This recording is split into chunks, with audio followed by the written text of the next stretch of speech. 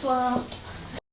Alors je dois l'avouer, quand Philippe Geoffroy, donc, que voici, m'a proposé il y a quelque temps d'imaginer ensemble une soirée ici, en me disant le thème ce sera « Il était une fois », je me suis dit ça va être compliqué, qu'est-ce qu'on va faire, pourquoi et comment trouver un fil rouge. Et puis il se trouve que moi j'écris de la poésie, et que Philippe écrit des chansons, de très belles chansons, depuis longtemps. Je vais l'écouter, l'entendre, lui parfois a lu quelques-unes des miennes, et je lui ai envoyé un recueil de contes que j'avais écrit l'an dernier. Et là, il a découvert des résonances, je crois. Et moi de même, dans des chansons qu'il m'a envoyées, on s'est aperçu qu'il y avait des choses qui se passaient. Il y avait des chats, un peu ivres la nuit, l'un était amoureux de la nuit, qui ne lui rendait pas du tout. Et puis il y avait des girafes, dont le poids du cou pesait un peu trop lourd. C'était peut-être le poids de l'âme. Et elle entrait en résonance, cette girafe, avec un drôle de cheval ailé, qui s'en sortait pas, entre le sabot et les ailes, il ne savait pas comment trouver son chemin. Puis il y avait des perroquets. Il y avait des perroquets et des oiseaux, un peu étranges, un peu politiques, un peu bizarres, vous le verrez. Et alors j'ai repensé à un vers de René Char que j'aime beaucoup, qui dit dans un poème que certains d'entre vous connaissent peut-être, c'est Commune présence. Hâte-toi de transmettre ta part de merveilleux, de rébellion, de bienfaisance. Et je me suis dit, on est là au creux de ces trois piliers qui nous sont chers à tous, le merveilleux, la rébellion, la bienfaisance peut-être, le plaisir partagé ensemble. Et on s'est dit, qu'est-ce qu'on va faire dans le merveilleux? On va aller se promener dans l'Arche de Noé. Et on va vous proposer, comme ça, une sorte de balade un peu magique dans notre arche à nous. Alors voilà, ça va s'organiser en 3 temps, tout simplement. Chacun de ces temps est construit un petit peu comme une histoire, ou comme un conte. Dans le premier temps, il est question essentiellement du chat et de la nuit. On va entrer dans la nuit, au cri du hibou. On va y découvrir un chat, malencontreusement mais follement, je vous le disais, amoureux de la nuit, à moins qu'il n'existe pas le chat.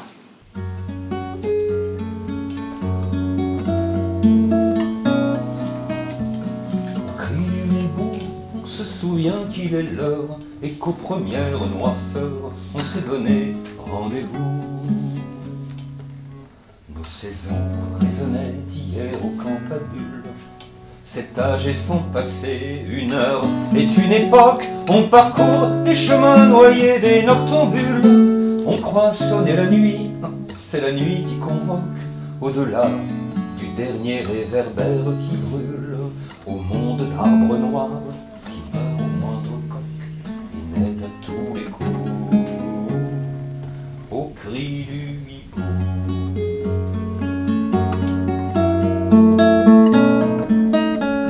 Au cri du hibou, ardoise sur fond d'ardoise, l'ombre penchée que l'on croise, c'est le curé à genoux.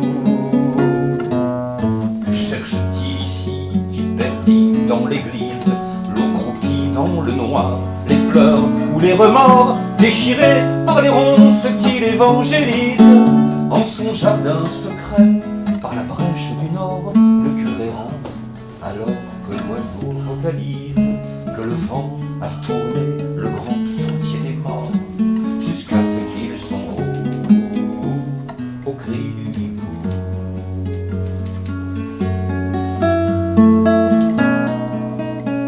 Au cri du hibou, toujours dans les mêmes bulles, nos mêmes mots somnambules et notre silence au bout. En mâchant la ciguë au lieu de la verveine, on en finirait vers 1980. On se drape de noir pour abolir la peine de vivre. On n'a pas peur, on marche et on est bien dans l'idée de mourir à 20 ans sur la plaine. Au nom des droits de l'ombre, on ne demande rien que le néant. Et nous, au cri du hibou.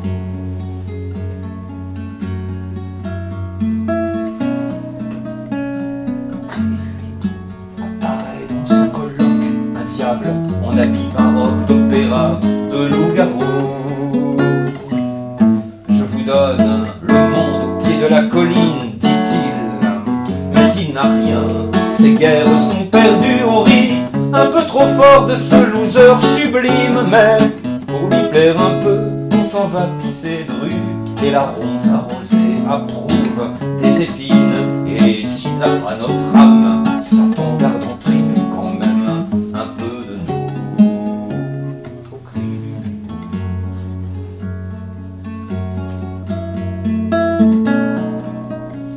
Au cri du hibou, on redescend au village par les chemins du ramage de l'oiseau que l'on reclôt. Je t'ai laissé chez toi déjà plus de lumière, la porte qui grinçait a réveillé ton chien, la ruelle s'étrangle et l'écho se resserre. Je dis, je n'ai pas peur d'une chanson, je tiens la nuit comme en respect. Chez mon père et ma mère, rentrez vite, très vite, et sur l'âge qui vient, refermez le verrou. Au cri du hibou.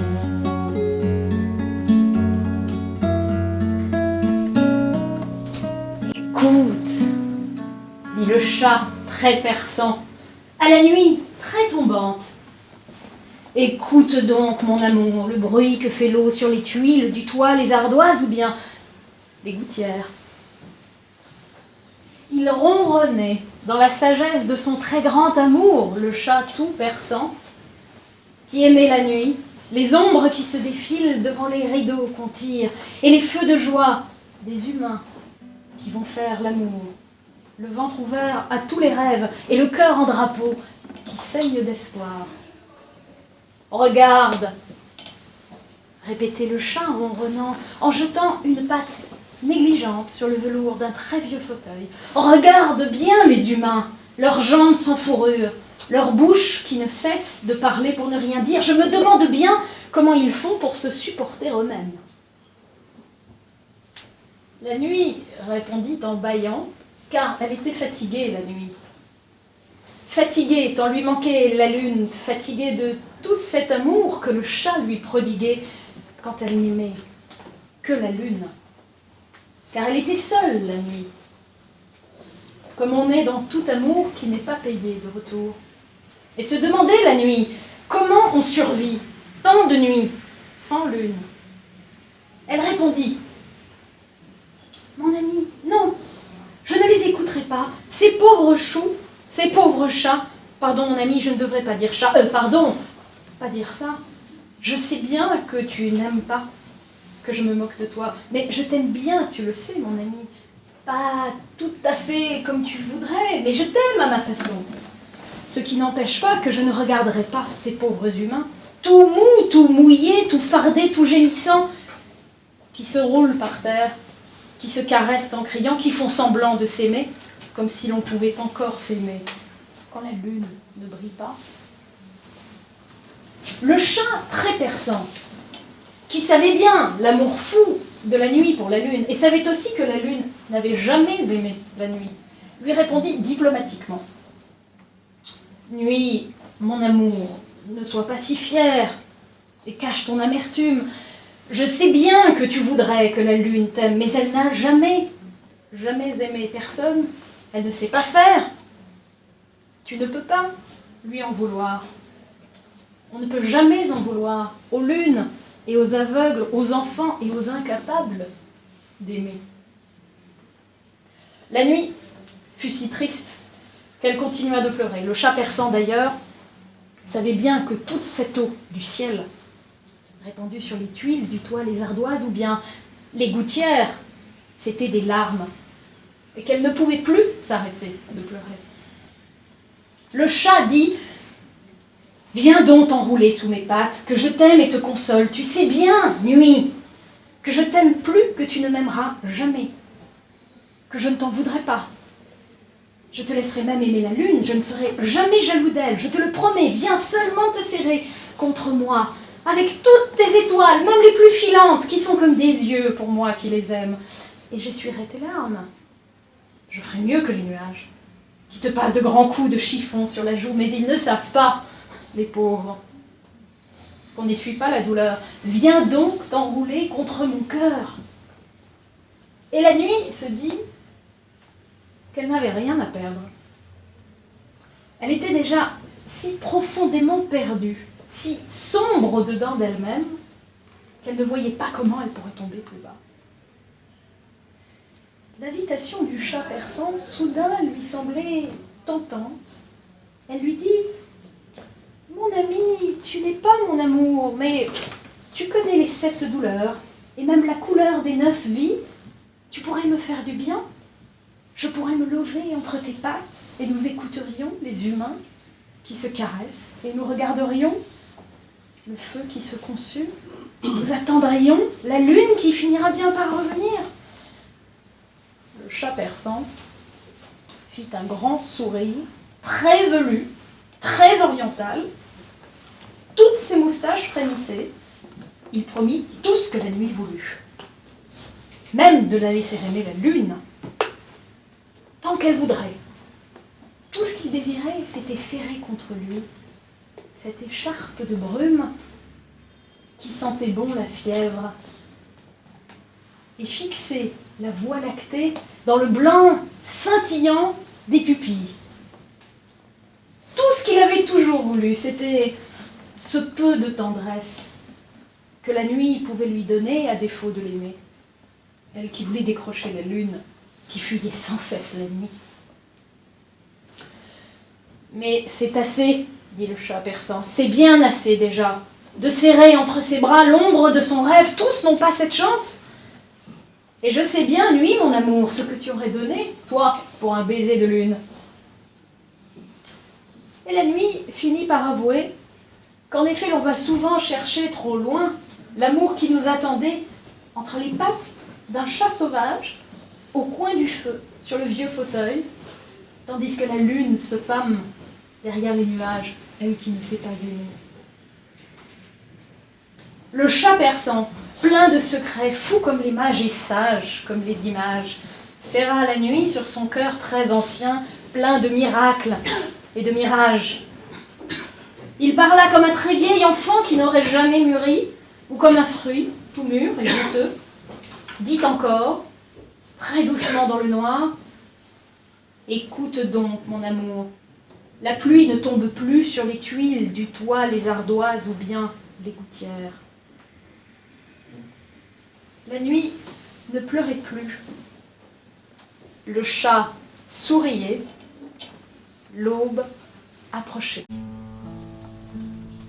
Oyez le chant d'un matou ivre qui n'a jamais appris à vivre et qui pour ça s'obstine à suivre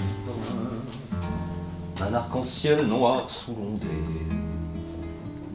Les trous qu'il fait dans les silences, les litanies d'invraisemblance, les ronronnements d'apparence, qui sait si vous les entendrez, alors que le temps tyrannise ce moindre chat qui s'éternise à miauler quelques mots livides sur le violon de l'étui vide. Souris concrète, râlez pas crête, n'ayez pas les copettes, il n'existe guère. Souris et rats, ne tremblez pas, car c'est le chat qui n'existe pas. Depuis longtemps j'ai mis les bons, passant par les yeux des hiboux, dans ce monde malade et flou, où l'on ne vit que de poussière.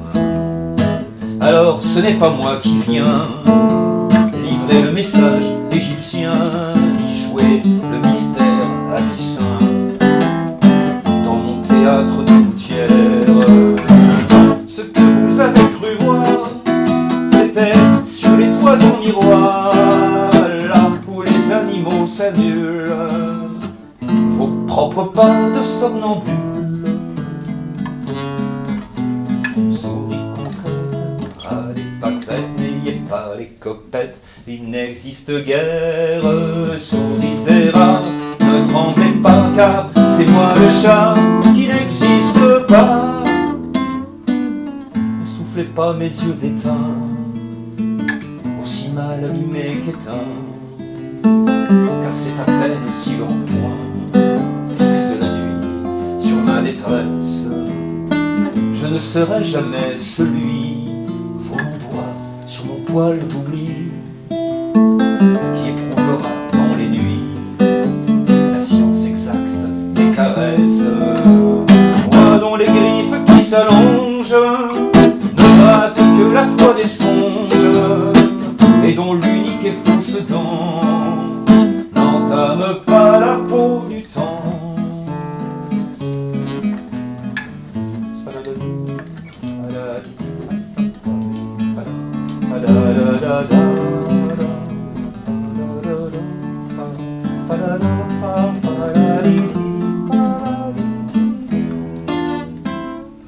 Ce n'est pas moi qui paraîtrais, un seul regard me dissoudrait sous votre fenêtre.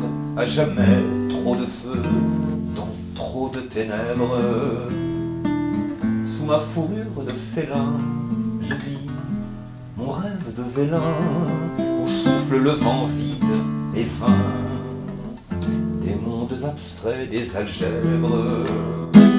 Et toujours le temps tyrannise ce moindre chat qui s'éternise à miauler quelques mots livides sur le violon de l'étui vide. Souris concrète, ah les pâquerettes, n'ayez pas les copettes, il n'existe guère, il ne vivra ni ne mourra au peigner ce chat qui n'existe pas, qui n'existe pas.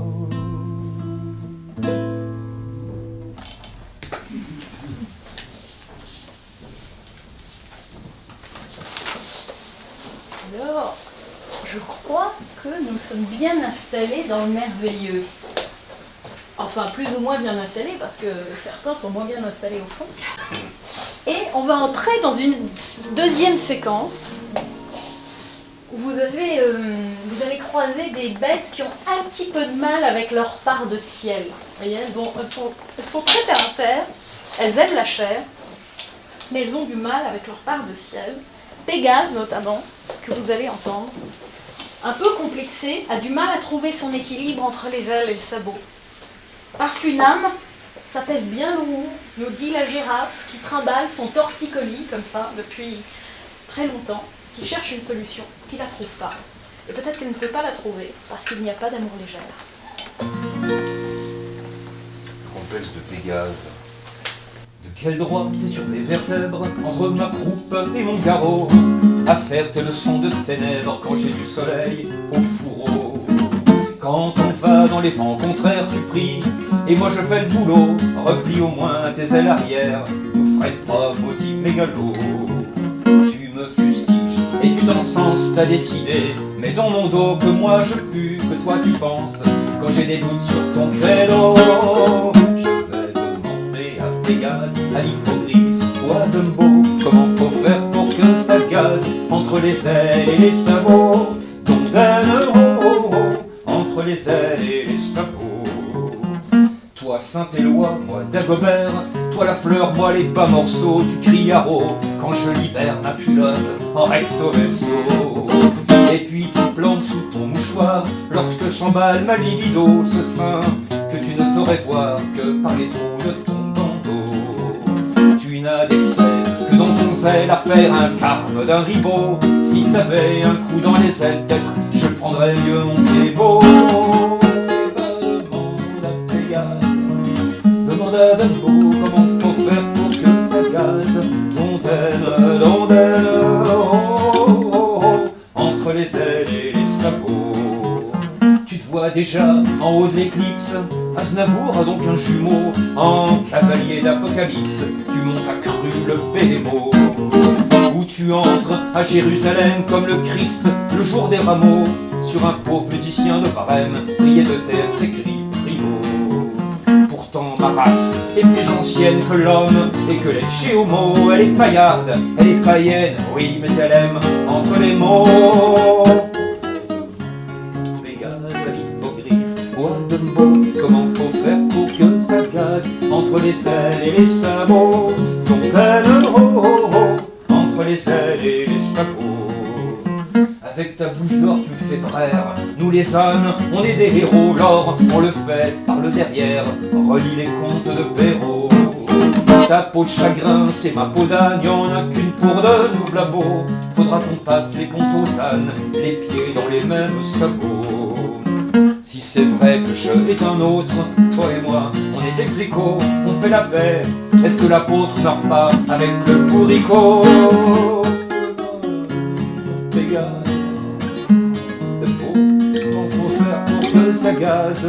Oh, oh, oh, oh. Dondaine, dondaine, entre les ailes et les sabots. Alors force plus sur la chicotte, ça sera mieux pour mon lombago. Lâche le bâton, lève la carotte, mais si tu ne veux pas égaux. Descends de là si t'es un surhomme, coquine un peu tes idéaux, rien qu'une heure, sois bête de somme, qu'on inverse le rodéo. Vas-y, mets-toi à quatre pattes comme un cliché de mon troupio, et si t'as mal aux omoplates, quand je serai cornac et toi le bestiau, et ben, t'auras qu'à demander à Pégase, à l'hippogriffe ou à Dumbo, comment faut faire pour que ça gaze entre les ailes et les sabots. Mondaine, oh, oh, oh, entre les ailes et les sabots. La girafe. La girafe avait un drôle de tic, une sorte de torticolis qui la torturait benoîtement mais sûrement, comme une envie de détourner la tête au bout de ce long cou qu'elle ne contrôlait plus. Quoi qu'elle fasse, elle avait mal. Et ce n'était pas faute d'avoir tout essayé. Les onguents, les crèmes, les bijoux que l'on porte au cou pour le rallonger, les minerves que l'on porte au cou pour le soutenir, les foulards que l'on porte au cou pour le réchauffer, rien n'y faisait. De guerre à lasse, elle finit par admettre qu'il fallait, peut-être, laisser tout bêtement se reposer ce long cou encombrant, cet organe effrayant, ces vertèbres cervicales tout au long de la crinière, et toutes ces taches qui n'en finissaient pas de cacher le poids du jour et celui de l'âme d'une girafe qui pèse plus lourd que celle des rêves. Il fallut alors inventer un stratagème pour allonger cette immense nuque, quelque part ailleurs que vers le ciel, car elle aimait tendre ses joues au vent qui souffle plus fort dans les hauteurs. Elle aimait s'élever vers tout ce qui la dépassait, pas grand-chose en demeurant, mais tentait toujours d'aller brouter plus près du soleil, c'était sa vocation. La girafe eut donc à se faire violence. Dormir debout, ce qu'elle pratiquait plus souvent qu'à son heure, ne lui convenait plus du tout. Ce drôle de tic, ce torticolis, ce bourdonnement qui vrillait dans son crâne, l'obligeait à chercher une autre position, ce qu'elle fit la nuit, de préférence, quand personne, nulle girafe et nul lion, nulle licorne non plus, ne la pouvait voir. La girafe assise essaya toutes les manières de braquer son cou, de l'essorer, de l'éreinter, de le détendre et de l'étirer, mais rien ne lui convint. Qu'un drôle d'arrangement, contre nature, mais que la nature imaginait bien. Le cou tourné à 180 degrés, dans une courbure presque parfaite, et le menton qui reposait sur le dos tacheté. C'était d'une élégance un peu désuète, un peu tarabiscotée. Ce n'était pas facile de distinguer le ciel quand on avait la tête à l'envers, posée sur le dos. Ce n'était pas facile d'aimer encore le ciel quand on avait la tête à l'envers et les pattes à l'endroit. Le pire fut que rien n'arrangea son torticolis du jour. Ni les contorsions de la nuit, ni le repos de la nuque, car elle ne trouvait pas celui de l'âme d'une girafe qui pèse plus lourd que celle des arbres. Et ce fut alors une quête sans fin, dans toutes les positions de la nature et de la culture. Elle voulut poser sa tête partout, jusqu'au creux des arbres creux, sur les berceaux des oiseaux, dans les nacelles des hirondelles, dans les anfractuosités des rochers, sur les ballons flottants des humains quand il en passait un à portée de coups, et jusque sur l'épaule de la nuit, la paume de la lune, partout, jusque sur le dos d'un éléphant, même tout au bout de sa trompe, qu'il fit tout exprès de lever bien haut. Mais il ne put soutenir longtemps le poids de la tête de la girafe et de son âme qui pesait plus lourd que tout son corps de bête. Alors elle comprit qu'il n'y avait rien à faire. Pas de miracle possible. Et que son drôle de tic, à tout jamais, serait là, comme un torticolis qui la torturait, benoîtement, mais sûrement, comme une envie de détourner la tête, qui n'avait ni queue ni tête.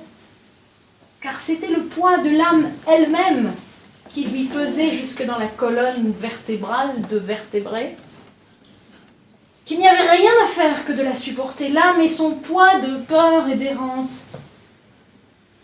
d'amour et d'erreur. Et la girafe, dormit debout, dodelinant de la tête et de l'âme qui pèsent plus lourd que le poids du jour.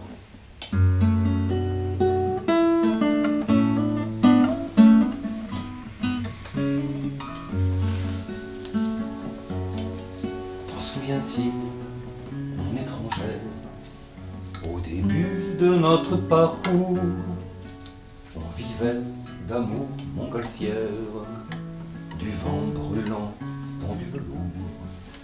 Puis l'ange s'accroche aux gouttières et vient racler le haut des tours. Pour ceux de l'Est, met la tête en bas, tire, elle attend son tour.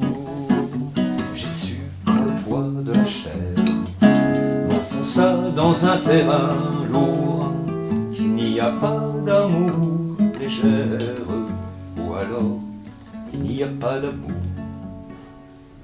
Vous qu'on berce des nuits entières, les membres là, le sommeil court, qu'on lisse vigie familière sur l'océan de nos labours. Ai-je assez pesé sur ma mère pendant 250 jours et gravi le dos de mon père, croyant m'y percher pour toujours. Enfant, petit briseur de verre, serre fragile et fruits si lourds, il n'y a pas d'amour légère, ou alors il n'y a pas d'amour.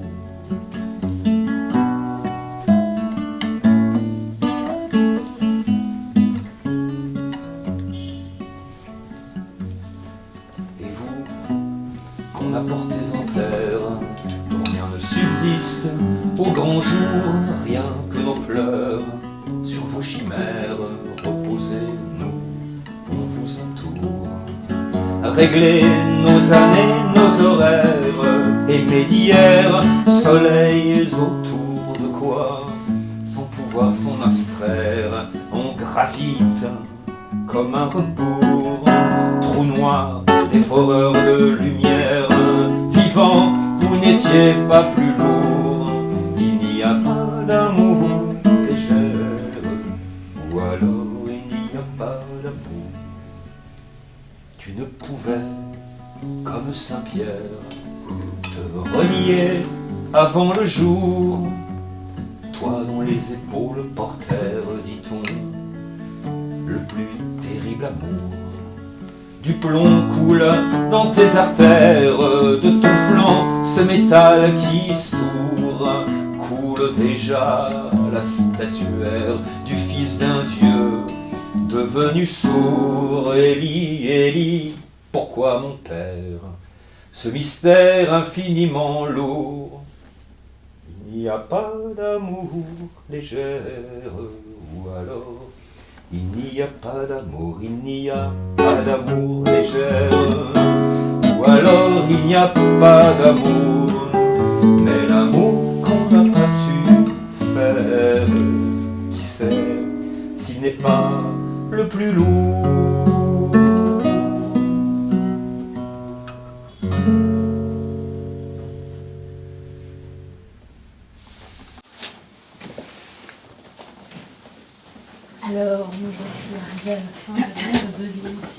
il nous en reste. Parce que l'amour, on n'a pas su faire. Mais il n'y a pas que l'amour dans la vie, non? Si? Bon, tant pis. On va se parler un peu de politique? Non. Si? De métaphysique, peut-être. On ne sait pas, vous verrez. Je ne sais pas très bien qui est le grand perroquet que va nous présenter Philippe. Moi, j'en ai connu un qui avait la langue de bois. Mais bien en bois, vous allez voir. Et puis difficile à déraciner. Et enfin, si on la lui arrache, il finira par chanter juste.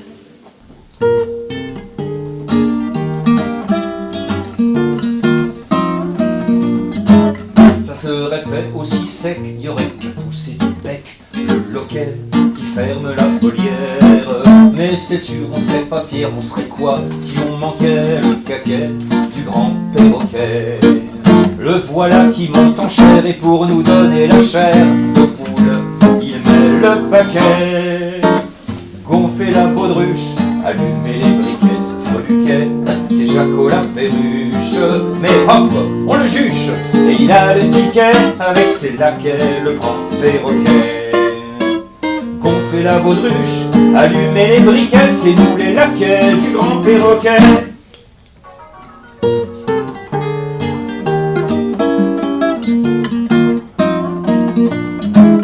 Jacques a dit, c'est moi le prophète, ne bougez pas d'où vous êtes. Au muguet viendront les coqs-cigrues. Croyez même à l'incongru, couvez même si c'est longuet sur le parquet l'œuf du perroquet. Du croupion jusqu'au Rémi, Gilles vous prend comme un vertige, à moins que ce soit le hockey. Nul mauvais démiurge vous guette au tourniquet. Y a pas plus gai que les oiseaux de Panurge. Non, jamais on s'insurge contre le disjockey. On danse au banquet du grand perroquet. Nul mauvais démiurge vous guette au tourniquet. On danse au banquet du grand perroquet.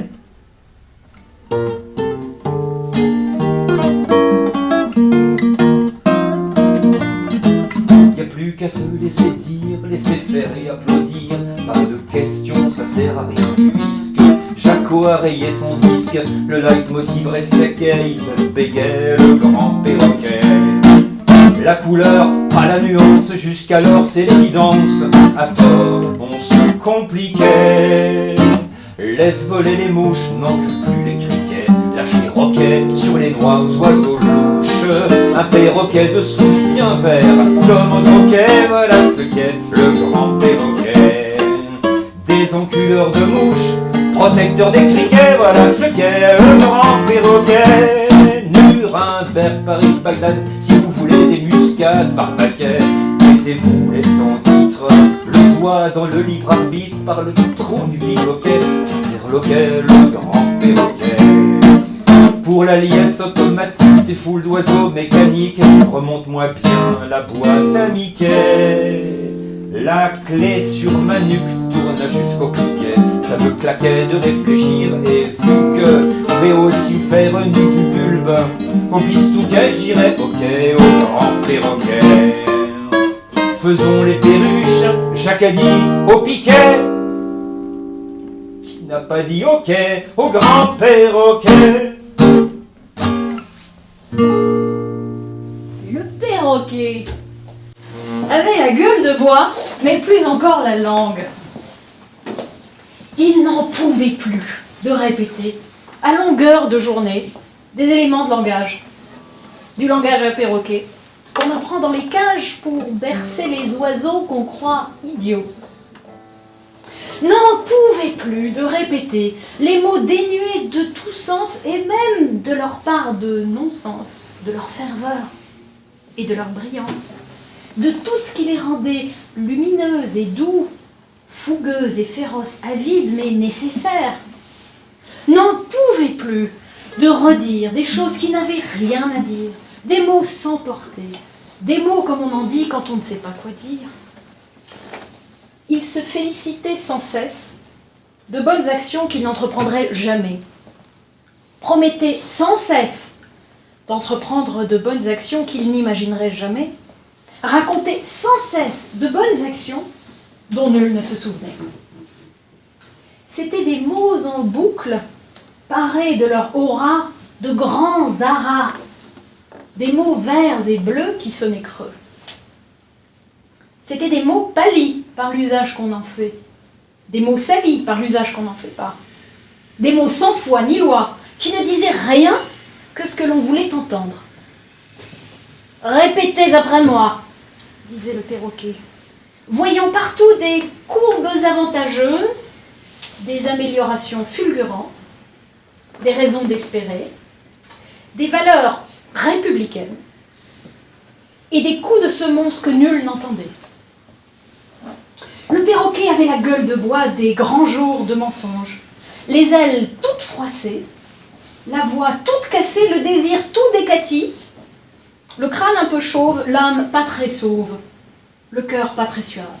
« Répétez après moi », disait le perroquet. Mais les autres oiseaux se fatiguaient d'entendre toujours la même histoire et les serments de bois qu'on fait avec la langue des chênes et les arpents de bois qu'on traverse avec des béquilles de frêne et les cerceaux de bois pour y sauter à travers un grand trou qui révèle l'envers du néant. La langue de bois finit par prendre racine au fond de la gorge du perroquet, comme un arbre tout entier qui grandirait à l'envers dans les entrailles à découvert. Le perroquet crachait désormais de l'écorce et des brindilles, plus faciles à reconnaître que les promesses mal tenues, que les vérités malvenues, que les enchantements trompeurs. Sa langue de bois perdit toute sa souplesse et se fit d'ébène, plus dur et plus farouche. « Répétez après moi !» criait sourdement le perroquet sombre. Or, il advint que les oiseaux, n'en pouvant plus d'entendre la voix dure du perroquet, se mirent à converser entre eux, complotant, chuchotant, chahutant, toute la nuit, debout, comme font les oiseaux, rebelles et les enfants de Bohême. « Prends garde à toi !» grondèrent les oiseaux. « Nous n'en pouvons plus de t'entendre. Attends donc de te faire raboter, raccourcir, nous jouerons les menuisiers. Répète après nous. » Le perroquet prit peur et demanda, la gueule en bois, la langue en lambeaux, « Que me voulez-vous donc, enfant de Bohême? Je ne sais que répéter, je ne peux rien inventer. Que me voulez-vous donc ?» Les oiseaux rebelles finirent leur conciliabule et, résolus d'être libres, ne perdirent pas de temps. Lui coupèrent la langue et attendirent que repoussent à sa place des racines de l'arbre qu'il avait toujours dans la gorge, un feuillage plein de sève et de verre, de mots neufs et drus, de mots doux et lumineux, féroces et fougueux, plus nécessaires qu'avides et plus souples que l'ébène, et lui dirent en chantant, tout enchantés du bon tour qu'ils avaient joué au perroquet, « Voici ta langue, elle n'est plus de bois, fais-en bon usage et ne répète plus après nous. » Le perroquet resta coi, privé de sa langue de bois. Les oiseaux s'envolèrent. Il était peut-être temps de chanter juste. On voulait chanter juste, avant même chanter, n'avoir jamais tâté d'aucun vin frelaté, au tonneau des flibustes, payé impayable, chanter contre son cœur, au banquet des vainqueurs d'un seul verre à liqueur, trinquer avec le diable, mais bâti un refuge pour des chansons inouïes, qu'après en avoir joui, Dieu en eût épanoui l'arc-en-ciel d'un déluge. Noé, on a démérité, on s'est trop poussé du buste, qu'espérait-on au juste? On voulait chanter juste, on peut juste chanter. On voulait chanter juste, enfin mettre en chantier le meilleur du métier, le dessus du psautier, une antienne robuste, puis revenant des forges, l'ayant bien façonné, faire à vous étonner, rugir et ronronner le tigre dans la gorge, que si la harpe flotte, la voix reste impavide en l'honneur de David jusqu'au verset du vide, chanté droit dans sa glotte. Mais vide, le chef-d'œuvre est raté, la phrase est beaucoup trop fruste.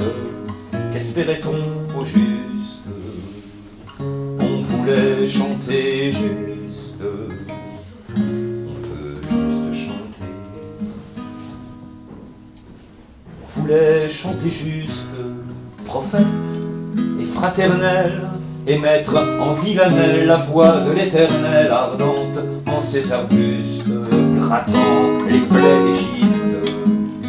Au hasard des accords, ne pas vous dire encore ceci est votre corps et voilà votre crypte, mais ouvrir une brèche en donnant de la voix pour son peuple en convoi vers la terre où la foi fait l'offrande et l'eau fraîche.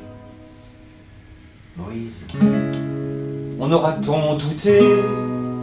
On n'aura rien fait d'auguste. Qu'espérait-on au juste? On voulait chanter juste. On peut juste chanter. On voulait être juste. On aura juste été.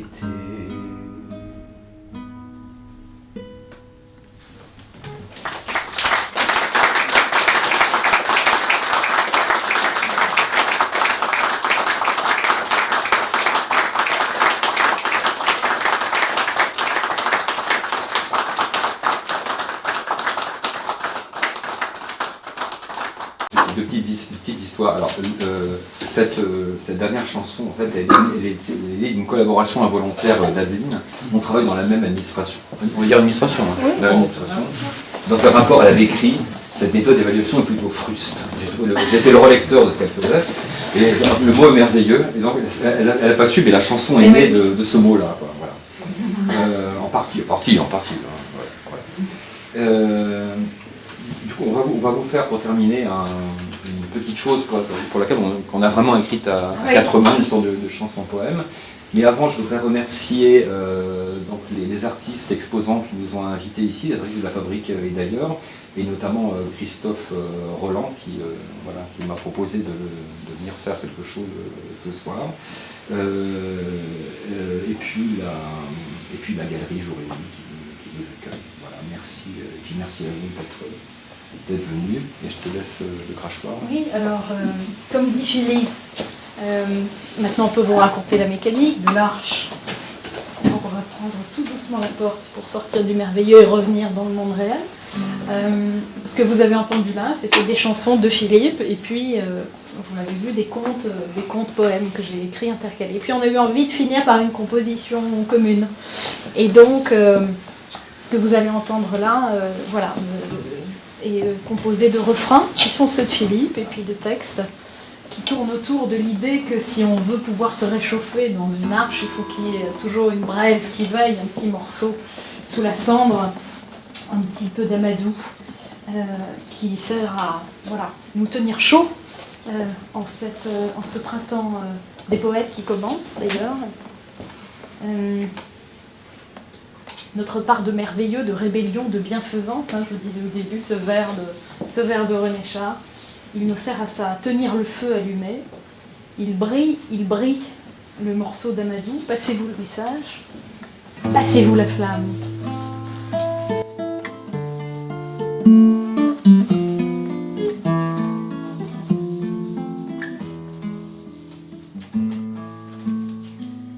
Faudrait-il qu'on aime et faudrait-il qu'on s'aime, se disaient-ils en penchant leurs âmes désunies vers la même lumière qui sortait toute bleue, déjà ruinée, de la mer où n'était-ce que de leur mémoire inflammable.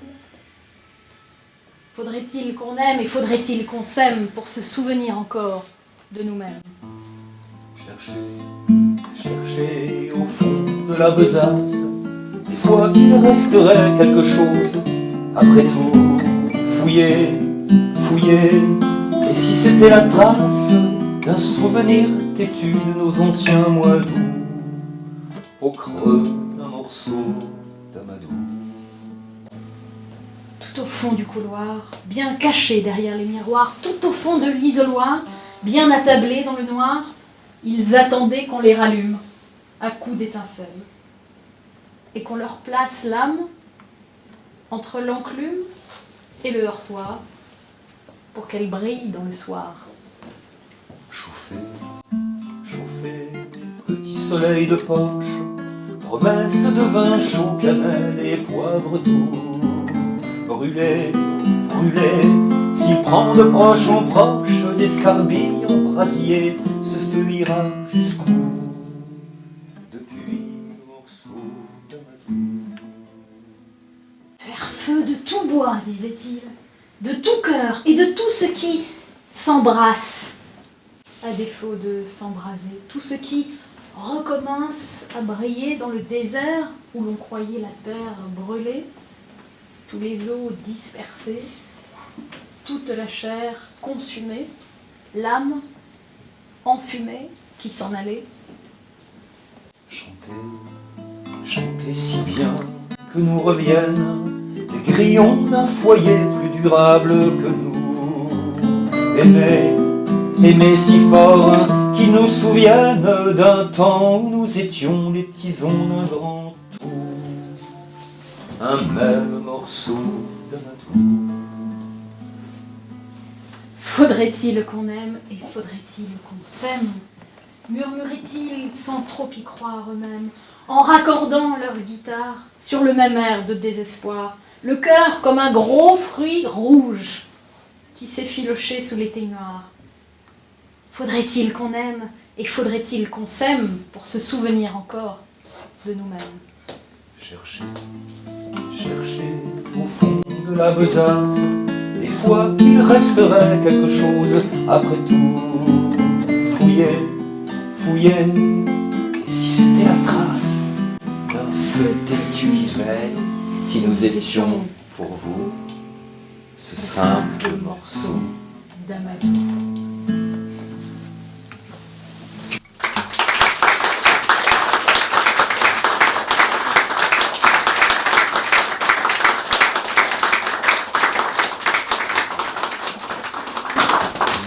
Si vous insistez, nous avons des produits dérivés. Alors par contre je filme donc il faut pas dire de bêtises. Ah oui, bah oui, Didier, enfin, fais un effort. Fais voir la jolie girafe. Voilà. Ah, elle est bien, regarde. Elle est quand même. Merde, il y a la lumière là-bas. Je sais pas si elle est bien placée. Comme tu dis, Magali. Non, il y a la lumière. Vous avez tous ces amis. Jean-Marc, ça ne fera toujours que ça après les déchargeurs. Normalement, je fais pas des sortes de poses avec des bagues en girafe, d'accord? Ça n'arrive jamais. Mais bon, D'habitude, les bagues sont pires. Là, c'est encore mignon. Là. Ah, c'est pour le bonus. Hein. C'est pour le bonus? Ah oui, voilà.